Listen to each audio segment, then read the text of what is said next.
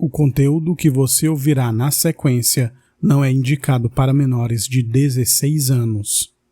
Olá, amigos, eu sou o Dom e esse é o Crimecast, podcast sobre crimes reais.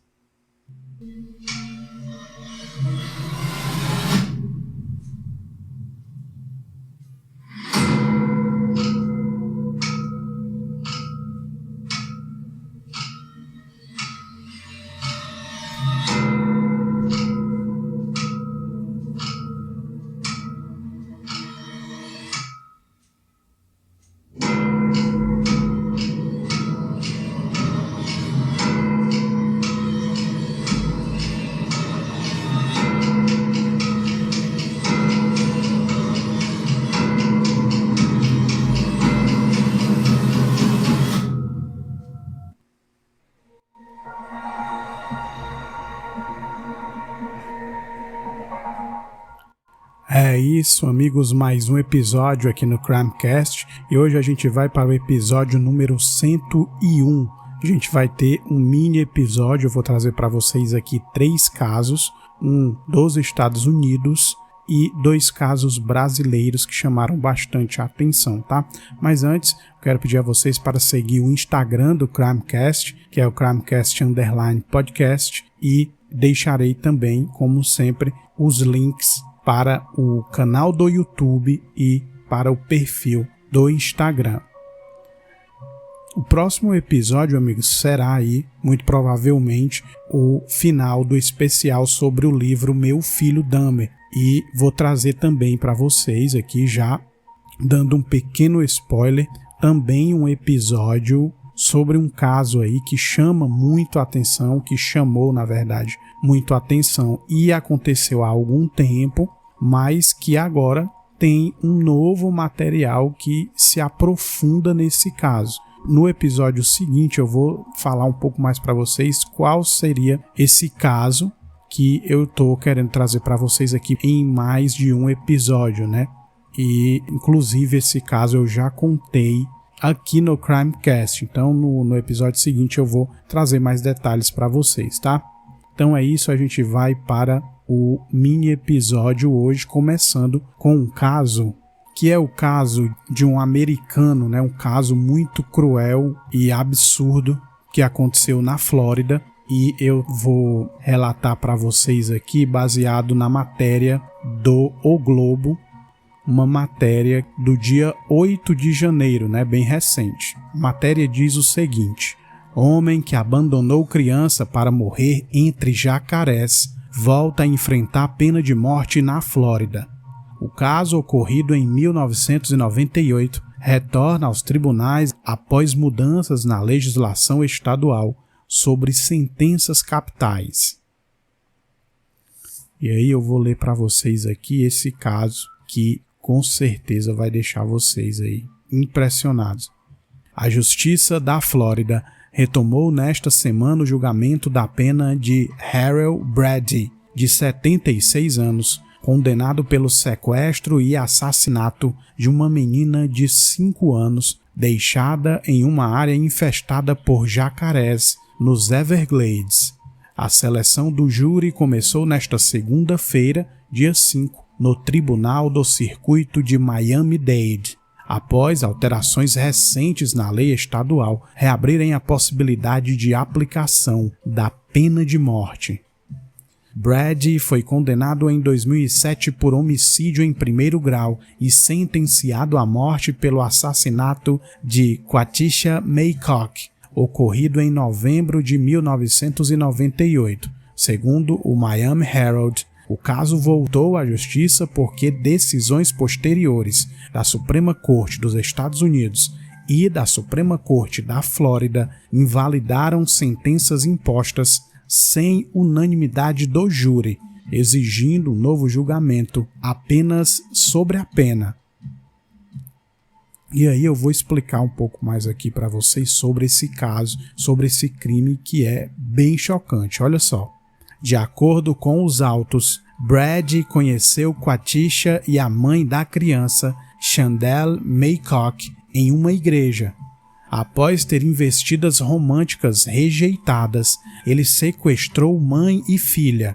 Chandelle foi levada a um canavial isolado, onde foi estrangulada até perder a consciência e abandonada.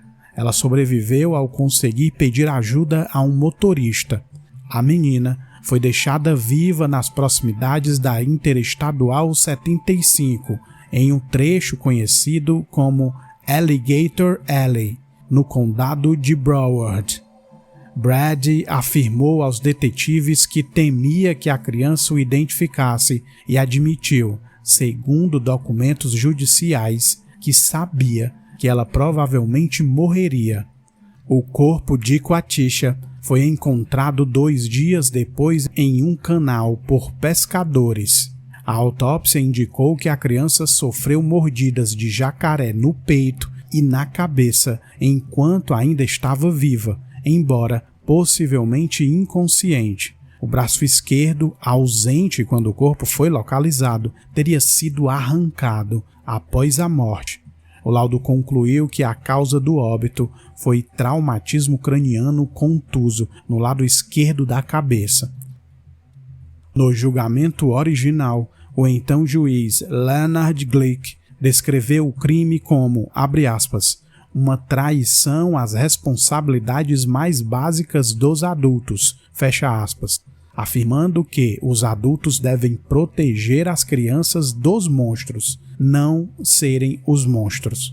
Agora, Brady pode novamente enfrentar a pena capital com base na lei estadual de 2023, que permite a condenação à morte com o voto de ao menos 8 dos 12 jurados. Então, amigos, é isso. Esse caso é muito chocante, muito cruel, né? O cara investiu sobre a mãe da garota ali, né? Tentando algum relacionamento e, sendo rejeitado, ele decidiu pegar a mãe, estrangular a mãe, e aí eu acho que imaginando que ela teria morrido, ele deixou ela lá, inconsciente, né? Ela não morreu. E aí ele decide deixar a menina num local infestado por jacarés, e vocês sabem, jacarés enormes que tem nessa área dos Everglades. A criancinha de apenas 5 anos, né, não tinha nenhuma chance, e realmente um caso brutal aí, muito cruel. E por uma mudança aí, né, na questão aí das leis, ele pode sim enfrentar a pena de morte, porque a lei atual ela prevê que não é mais necessário que todo o júri, né, que haja unanimidade no júri para que uma pessoa seja sentenciada à pena de morte, né? De 12, se 8 derem o sim, essa pena de morte pode acontecer. Então é isso, amigos, esse é o primeiro caso, né? E aí a gente vai para os 2 casos brasileiros. Eu vou contar para vocês aqui também um caso relacionado a crianças, um caso que aconteceu no Maranhão. Esse caso, ele é do G1 a matéria, e é um caso que chama a atenção porque são de 3 crianças, estavam sozinhas brincando perto de uma área de mata e elas acabaram sumindo. Essa primeira matéria, ela é do dia 7 de janeiro, também aí recente, e ela diz o seguinte: sem pistas há 4 dias, famílias dizem que crianças desaparecidas no Maranhão conheciam a mata. Sem vestígios, as buscas foram reforçadas por forças de segurança do Maranhão. Os irmãos Agatha e Isabelle, de 5 anos, e Alan Michael, de 4, e o primo Wanderson Cauã, de 8, estão desaparecidos desde domingo, dia 4. Então foi lá no comecinho do mês de janeiro.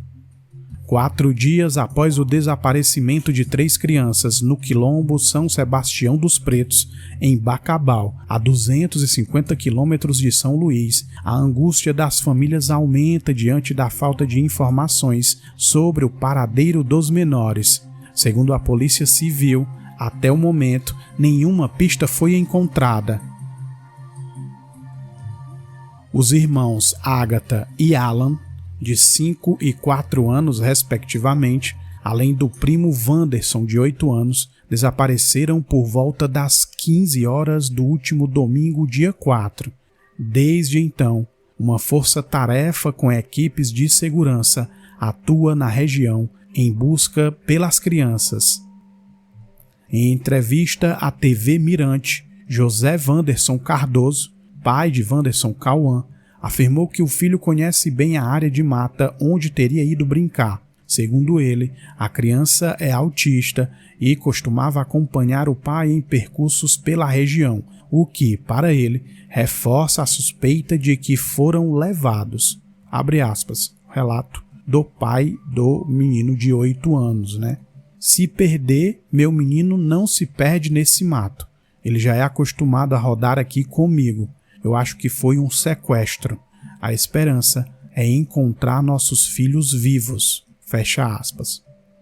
O avô materno das 3 crianças, José Emídio Reis, também acredita que os netos tenham sido levados. Para ele, a ausência de vestígios como roupas ou calçados dos menores também reforça a hipótese. Abre aspas, relato do avô. Não tem rastro nenhum dessas crianças. Se tivessem se perdido, tinha que ter pelo menos uma chinela. Por isso, acredito que eles foram carregados. Fecha aspas. De acordo com a família, as crianças são amigas e teriam ido brincar na área de mata próxima ao quilombo, quando desapareceram. Agatha Isabelle, de 5 anos, e Alan Michael, de 4, são irmãos e estavam com um primo, o Wanderson Cauã, de 8 anos, que também está desaparecido. As primeiras buscas começaram ainda no domingo, com a atuação do Comando de Operações de Sobrevivência em Área Rural, COSAR, da Polícia Militar, que percorreu regiões de mata e lagos.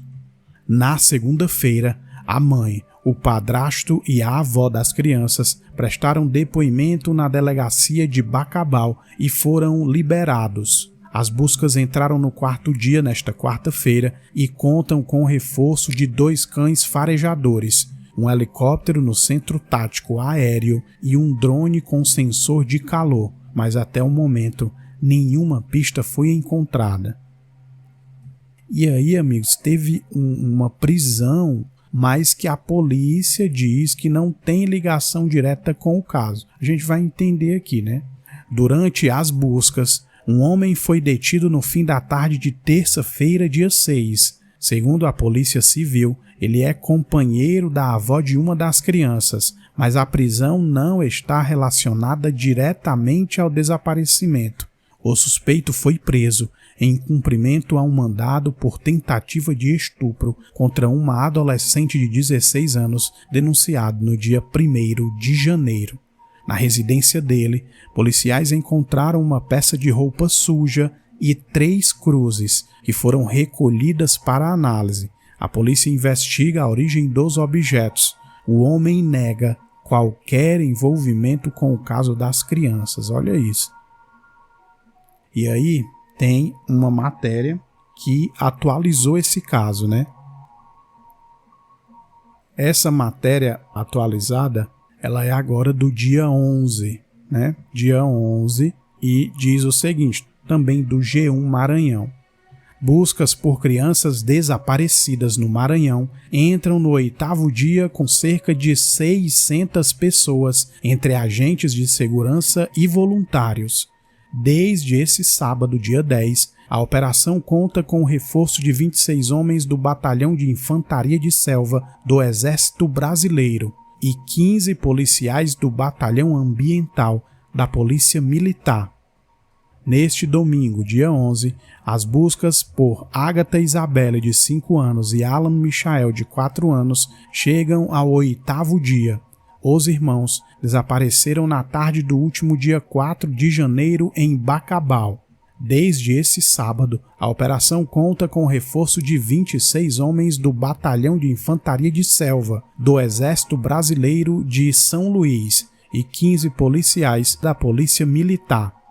As equipes se concentram em uma área onde há um lago de 800 metros, região onde roupas de Anderson Cauã, de 8 anos, foram achadas na quinta-feira. Olha só, além dos objetos encontrados, o relato do menino também levou a crer que os irmãos possam estar na região, ou seja, o garotinho de 8 anos foi encontrado, né? Wanderson Cauã, que é o primo de Agatha e Alan, afirmou ter deixado os dois no local enquanto buscava ajuda. O relato do primo dos desaparecidos foi feito aos pais e à psicóloga, que o acompanha no hospital onde está internado. Segundo a criança, o grupo teria passado por um lago, onde ele deixou os primos antes de sair em busca de socorro. O menino foi encontrado na quarta-feira, dia 7. De acordo com o tenente-coronel Marcos Bittencourt, o terreno é irregular, com poucas trilhas, difícil acesso e diferentes tipos de vegetação. A região não possui energia elétrica e apresenta riscos adicionais, como a presença de armadilhas instaladas por caçadores, prática comum na área. A procura pelas crianças também está sendo feita em outras áreas. Então, cara, olha só, o menino de 8 anos, né, o maiorzinho ali, ele foi encontrado e diz que deixou as duas crianças num local ali para buscar ajuda, né? E aí não deu para entender por que essas crianças não vieram junto com ele, né? É um caso que está em atualização, eu estou gravando isso aqui no dia 12 e até o momento o garoto de 8 anos, né, foi encontrado, mas os dois menorzinhos ainda não, infelizmente, né? E aí nesse caso muita gente se mobilizou, né? Tem bastante voluntários que se uniram às forças de segurança do Maranhão para poder procurar os garotos. E aí tem um relato aqui, né, de algumas dessas pessoas que se voluntariaram para tentar encontrar as crianças. Uma delas é Juscelino Moraes. Juscelino é pedreiro e integra um grupo de 50 pessoas de um povoado a 40 quilômetros da base de apoio. Abre aspas. Nosso desejo é encontrar as crianças vivas. Viemos em mais de 50 pessoas e vamos ficar até a noite ajudando. Fecha aspas. Antônio Pereira Brito, encarregado de asfalto, também deixou o trabalho para se unir às buscas. Abre aspas. Quem tem filho se coloca no lugar. Viemos dar força para a comunidade. Fecha aspas. Pedro Ferreira, pescador, reforça a esperança. Abre aspas, a vontade é grande. Se Deus quiser, vamos encontrar. Fecha aspas. O caso ganhou ainda mais atenção porque Wanderson Cauã, de 8 anos, que também estava desaparecido, foi encontrado por produtores rurais há 2 dias e segue internado em observação. A estrada onde Anderson foi localizado fica a cerca de 100 metros do rio Mearim. Por isso, moradores com embarcações também ajudam, percorrendo o rio em busca de pistas. O empresário Ibrahim Rashid reuniu 2 amigos para percorrer o rio. Abre aspas. A gente se sensibiliza com as crianças. Por isso vim dar reforço aqui nas margens, perto de onde Wanderson foi encontrado. Fecha aspas. Para dar suporte à operação, a prefeitura montou 2 bases de apoio. As equipes se revezam e trabalham 24 horas por dia. Na noite de quinta-feira, dia 9, após um dia exaustivo, o avô de Agatha e Isabelle, Oswaldo, disse que mantém a esperança. Abre aspas. É o que nos dá força para lutar, mas é difícil. Não sabemos onde procurar. A angústia só aumenta. Nunca pensei em passar por isso, afirmou ele emocionado. E aí, cara, a área de mata, né, onde essas crianças sumiram, ela é uma área densa, né? Essas 3 crianças, elas desapareceram ali numa região de zona rural de Bacabal e tem muita vegetação fechada.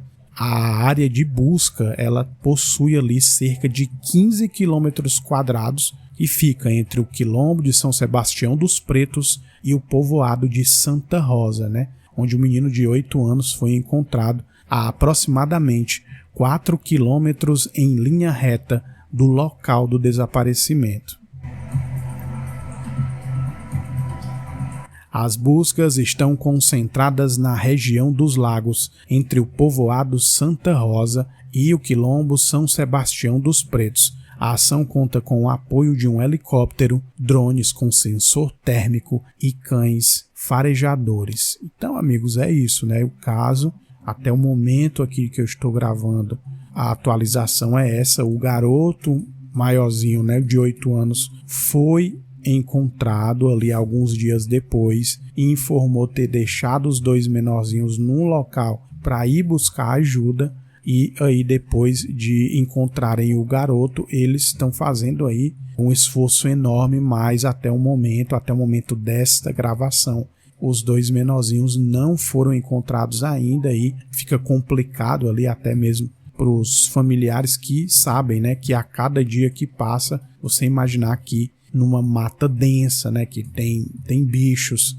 e que tem muito mato fechado, né, é difícil, mas a gente vai ficar torcendo aí para que essas 2 crianças de 4 e 5 anos também sejam encontradas com vida, assim como o garoto de 8 anos, né? E aí, amigos, a gente vai fazer o seguinte, a gente vai para o outro caso, que também é um caso que chama muito a atenção, um caso brutal, né? Também um caso triste, e a gente vai falar um pouco desse caso. Esse é o caso, amigos, de 4 jovens que eles foram para um outro local, né, para trabalhar e tal. E alguns dias depois de eles estarem juntos, os 4, perceberam que eles tinham sumido. E aí eu vou contar para vocês aqui esse caso desses 4 homens, esses 4 jovens, e a matéria é do G1 de Santa Catarina. Ela é uma matéria, a primeira matéria ali do dia 3 de janeiro, também comecinho do mês, e diz o seguinte: nenhuma hipótese descartada, diz Polícia Civil de Santa Catarina, sobre sumiço de jovens vindos de Minas Gerais. A delegacia ouviu familiares dos 4 rapazes. Jovens com idades entre 19 e 28 anos chegaram entre outubro e dezembro a Santa Catarina em busca de trabalho. A Polícia Civil disse que, abre aspas, nenhuma hipótese está descartada. No inquérito sobre o desaparecimento de 4 jovens que vieram de Minas Gerais para morar em Santa Catarina, o sumiço ocorreu no domingo 28 de dezembro. Na manhã deste sábado, dia 3, 4 corpos foram encontrados na Grande Florianópolis e a polícia investiga se são desses rapazes. Então, amigos, olha só, vou ler essa matéria para vocês aqui, os trechos mais importantes, que esses jovens, eles tinham vindo de Minas Gerais para Santa Catarina. No finalzinho de dezembro, eles estavam juntos. E no dia 28 foi quando aconteceu o desaparecimento. E aí esses corpos são encontrados ali em torno de uma semana depois, né? A corporação detalhou que os jovens foram vistos pela última vez no centro de Florianópolis. Eles foram flagrados na madrugada por câmeras em frente ao apartamento onde moravam juntos, no bairro Barreiros, em São José, cidade vizinha. A investigação é feita pela Delegacia de Pessoas Desaparecidas. Familiares disseram à polícia que os 4 jovens vieram a Santa Catarina em busca de trabalho e chegaram entre outubro e dezembro. E aí, quem que são, né, esses jovens? Daniel Luiz da Silveira, 28 anos, natural de Guaxupé, Minas Gerais. Bruno Máximo da Silva, também de 28 anos, natural de Guaranésia, Minas Gerais. Guilherme Macedo de Almeida, de 20 anos, também natural de Guaranésia, e Pedro Henrique Prado de Oliveira, de apenas 19 anos, natural de Araraquara, São Paulo. Os 4 amigos moravam juntos em São José e buscavam melhores condições de vida. Guilherme, por exemplo, estava na região há cerca de 20 dias e tinha um emprego garantido para começar na segunda-feira, dia 5. O que estava há menos tempo em Santa Catarina é Daniel Silveira, que chegou na véspera de Natal. Rosa Maria Máximo, mãe de Bruno Máximo da Silva, contou que o filho trabalhava em um restaurante. Segundo a família, o contato era frequente até o dia 28, dia do desaparecimento. Abre aspas, o relato da mãe do Bruno. A gente conversou normal no sábado. Depois disso, não falei mais com ele. É muito apavorante não saber se está vivo ou morto. O que aconteceu? Nossa, muito difícil. Fecha aspas. Isso aqui era o relato dela de quando não conseguia mais contato com o garoto, né? Parou, ela disse que ele parou de falar com ela no dia 28 e ainda não se tinha a notícia de que os corpos eram desses 4 jovens. Segundo os relatos de familiares e de um vizinho, o apartamento dos jovens foi deixado em condições que indicavam um retorno breve. A porta estava destrancada, as janelas abertas e havia comida em cima do fogão. Além disso, todos os pertences pessoais e carregadores de celular foram encontrados nas tomadas. O alerta definitivo veio quando um vizinho notou a residência aberta e sem a presença dos jovens por 2 dias. Olha só. O projeto SOS Desaparecidos da Polícia Militar de Santa Catarina publicou as fotos dos jovens e presta suporte aos familiares. Um boletim de ocorrência foi registrado por um vizinho na terça-feira, dia 30, e as famílias tentam obter detalhes sobre o andamento das investigações junto à Polícia Civil. E aí tem, né, uma outra atualização, porque, como eu falei para vocês, foram achados corpos, foram achados cadáveres, 4 cadáveres. E aí, realmente, a família confirmou que eram e se tratava dos corpos dos 4 jovens. Olha isso.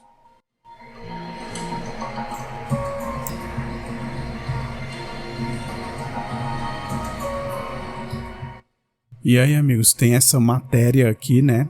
Foi uma matéria que saiu justamente ali depois que os corpos foram encontrados. Uma matéria do G1, Sul de Minas e EPTV. E diz o seguinte: familiares confirmam que corpos encontrados em Santa Catarina são de jovens de Minas Gerais desaparecidos. Mãe de um dos rapazes que está acompanhando as investigações identificou os corpos através de tatuagens. Polícia Científica ainda não divulgou confirmação oficial. Os 4 corpos encontrados em Santa Catarina são dos jovens de Minas Gerais que estavam desaparecidos. A confirmação foi feita pela mãe de um dos rapazes que está acompanhando as investigações na capital catarinense. Ao G1 e à produção da EPTV, Silvia Aparecida do Prado, mãe de Pedro Henrique Prado de Oliveira, informou que o reconhecimento foi realizado por familiares de Guilherme Macedo de Almeida e só foi possível por meio das tatuagens das vítimas. Silvia também tem auxiliado as demais famílias durante o processo de identificação. Ainda segundo Silvia, os corpos permanecem no Instituto Médico Legal, aguardando a finalização da documentação. A previsão é que sejam liberados ainda neste domingo, dia 4, e cheguem ao sul de Minas entre a noite de domingo e a manhã de segunda-feira, dia 5. Então, essa confirmação já foi feita ali mesmo do dia 3 para o dia 4, né, de que eram os jovens que estavam desaparecidos. Os corpos foram encontrados enterrados em Biguaçu, na Grande Florianópolis, na manhã deste sábado, dia 3. Eles estavam amarrados e aparentemente mutilados, de acordo com o capitão Daniel Durin, do Batalhão de Polícia de Choque da PM. O diretor da Polícia Civil da Grande Florianópolis, Pedro Mendes, disse que, abre aspas, tudo leva a crer, fecha aspas, que os corpos são dos jovens desaparecidos desde domingo. Então ele deu essa declaração, né? Mas a confirmação oficial só será feita pela Polícia Científica, né? A gente tem que confirmar tudo direitinho ali, né? Sem sombra de dúvida e tal, para poder fazer a declaração oficial, né? E aí tem um pouco aqui das informações, né, de quem eram os jovens. A gente sabe que eles estavam procurando ir para um local ali para ter mais oportunidades, trabalho e tal, crescer, né, na vida, todos ali muito jovens, os mais velhos tinham ainda 28 anos, né, então estavam buscando ali, né, e quem eram, né, os 4 jovens, isso é relatado aí pelos familiares deles. Eles tinham um plano simples, sonhos possíveis e uma motivação em comum, trabalhar, conquistar independência e ajudar a família. Bruno Máximo da Silva, de 28 anos, Daniel Luiz da Silveira, também de 28, Guilherme Macedo de Almeida, de 20, e Pedro Henrique Prado de Oliveira, de 19, eram filhos presentes, amigos leais e jovens que acreditavam que mudar de cidade poderia significar recomeçar. O G1, né, colheu ali informações, relatos dos familiares que, mesmo em meio à dor, aceitaram falar para que a história deles fosse contada além da tragédia. Bruno queria levar a mãe para perto do mar. Para Rosa Maria Máximo, mãe de Bruno, o filho era tudo. Preocupado com a família e cheio de planos, o jovem havia deixado Guaxupé em outubro do ano passado em busca de oportunidades em Santa Catarina. Trabalhava, se esforçava e comemorava cada conquista. Chegou a atuar em um restaurante e havia conseguido uma nova oportunidade profissional como soldador, com início previsto para os primeiros dias de janeiro. E aí o relato da mãe, né? Abre aspas. Ele estava adorando lá, sempre falava para mim: mãe, aqui é uma delícia, aqui eu não fico sem serviço. Fecha aspas. Pai de 2 filhos pequenos, um menino de 1 ano e outro de 3 anos, Bruno mantinha contato frequente com as crianças. Ele era descrito como um jovem trabalhador, simples e sem maldade, um homem carinhoso, presente e determinado a melhorar de vida. E aí o outro jovem, né? Daniel saiu de casa prometendo cuidar dos pais.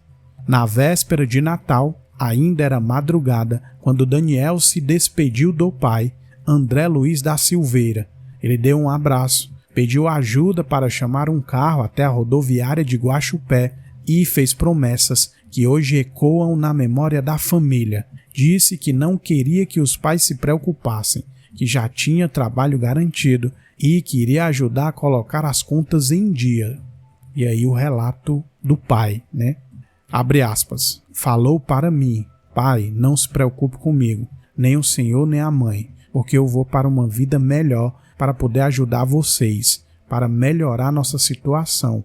Fecha aspas. Triste, né, cara, esses relatos aí. Sonhador e responsável, Daniel acreditava que a mudança seria o primeiro passo para transformar a realidade da família. Planejava enviar dinheiro, ajudar no pagamento das despesas básicas e trazer mais tranquilidade para casa. Abre aspas. Vou para uma vida melhor, disse ao pai antes de partir. Daniel deixa 2 irmãos e uma família marcada pela sensação de que a despedida aconteceu cedo demais. Abre aspas. Eu não queria que ele fosse de jeito nenhum. Eu falei para ele, implorei, mas não teve jeito de segurar. Fecha aspas. Olha só, bicho, o pai não queria, né? Talvez ali já uma intuição, não queria, né? Confessa que não queria que o filho fosse. E aí tem o Guilherme, né? Trabalhador e cheio de sonhos. Elizabeth de Macedo Almeida conta que Guilherme era um filho educado, trabalhador e cheio de sonhos. Apaixonado por motos, falava com frequência sobre sair da cidade onde cresceu e, abre aspas, voar, em busca de novas oportunidades. No fim do ano, após a morte do avô, decidiu que era hora de partir de Guaranésia e tentar construir um futuro diferente. Profissionalmente, Guilherme era soldador e trabalhava havia quase 2 anos em uma empresa da cidade. Antes disso, nunca teve medo do trabalho. Já vendeu sorvetes e lavou carros. Gostava de música, de jogar no celular e viver intensamente cada momento.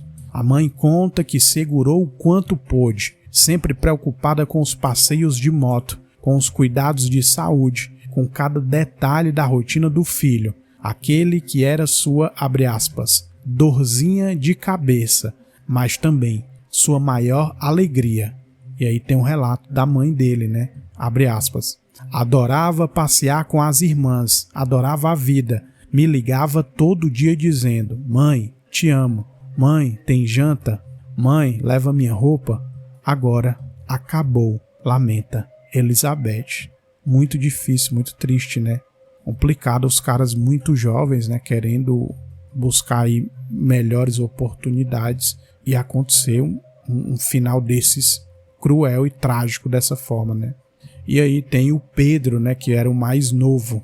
Pedro era apaixonado por motos e pelos amigos. O único filho homem de Silvia Aparecida do Prado e o mais velho entre as irmãs, que tem 12 e 14 anos, nascido em Araraquara, São Paulo, mas criado em Guaranésia.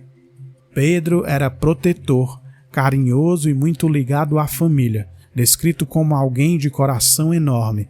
Gostava de estar com os amigos, andar de moto e fazer planos. Abre aspas. Era um menino muito sonhador. Foi para Santa Catarina para ter um futuro melhor. Falava para todo mundo que ele ia dar uma vida melhor para mim e para as irmãs. Fecha aspas. É um caso bem triste aí, bem complicado. 4 jovens, ao que tudo indica aí, né, assassinados. E aí há uma outra atualização que é até então a mais recente, né? Como eu disse para vocês, eu estou gravando no dia 12 de janeiro, no finalzinho da noite aqui. E tem uma atualização aqui de alguns dias atrás que diz o seguinte, também G1 de Santa Catarina. Lesões nos corpos dos 4 jovens de Minas Gerais achados mortos em Santa Catarina podem indicar tortura, diz polícia. As vítimas, que tinham entre 19 e 28 anos, estavam em área de mata em Biguaçu, na Grande Florianópolis. O inquérito apura a motivação das mortes e não descarta nenhuma hipótese. O G1 de Santa Catarina e NSC-TV, essa matéria. As lesões encontradas nos corpos dos 4 jovens vindos de Minas Gerais e achados mortos em Santa Catarina podem indicar que as vítimas foram torturadas. Segundo o delegado regional de Florianópolis, Pedro Mendes, a investigação segue em andamento e não é descartada nenhuma hipótese sobre as circunstâncias e motivações. Abre aspas. Eles tinham sinais de lesões, sim. As equipes da Polícia Civil, Científica e Militar que estiveram no local relataram que existiam algumas lesões que possam indicar que sim, houve tortura. O local que os corpos foram deixados é um local que anteriormente se localizou outros corpos, afirmou o delegado. Os jovens foram achados no sábado, dia 3, nessa área de mata lá de Biguaçu, que fica na Grande Florianópolis, e eles foram identificados, todos identificados. Daniel Luiz da Silveira, Bruno Máximo da Silva, Guilherme Macedo de Almeida e Pedro Henrique Prado de Oliveira. As causas das mortes ainda são analisadas pela Polícia Científica. A Polícia Civil catarinense trabalha para entender a motivação e dinâmica dos assassinatos. Abre aspas. Pode ser sim briga de facção criminosa. Pode ter sido alguma discussão que aconteceu que antecedeu aos fatos. Pode ter sido algum tipo de crime patrimonial. A gente trabalha com todas as hipóteses, analisou o delegado. A investigação também ouve os familiares dos jovens para entender os momentos antes do desaparecimento. Os jovens chegaram recentemente em Santa Catarina em períodos entre outubro e dezembro em busca de trabalho e melhores condições de vida. O próximo passo é tentar captar câmeras de segurança que mostrem o passo a passo das vítimas. O histórico policial dos mortos também é considerado na investigação. Bruno teve 4 passagens pelo sistema prisional mineiro de agosto de 2019 e dezembro de 2023, de acordo com a Secretaria de Justiça e Segurança Pública de Minas Gerais. A motivação, por que ele teve essas passagens, não foi informada. Pedro esteve preso por um dia em julho de 2024, mas saiu após um alvará de soltura concedido pela Justiça, conforme a Secretaria Mineira. A motivação também não foi informada. E aí a gente vai entender também quando eles pararam de se comunicar, né? Os familiares vão relatar. Um familiar de Guilherme, que não quis ser identificado, descreveu em entrevista à NSC TV o rapaz como muito trabalhador. Abre aspas. Os colegas chamaram para vir morar, dividir apartamento. Já tinha emprego arrumado para o dia 5 de janeiro. Conversava comigo todo dia. De repente, parou de falar. Sempre foi educado, não tem passagem pela polícia, ele está falando do Guilherme, né? Não tem passagem pela polícia, não tem envolvimento com droga, com crime. Fecha aspas. O familiar também diz que os parentes querem entender o que aconteceu. Abre aspas. Ele e os outros meninos não tinham motivo para passar por isso. Então, a gente não sabe. A gente queria saber pelo menos o que aconteceu. Fecha aspas.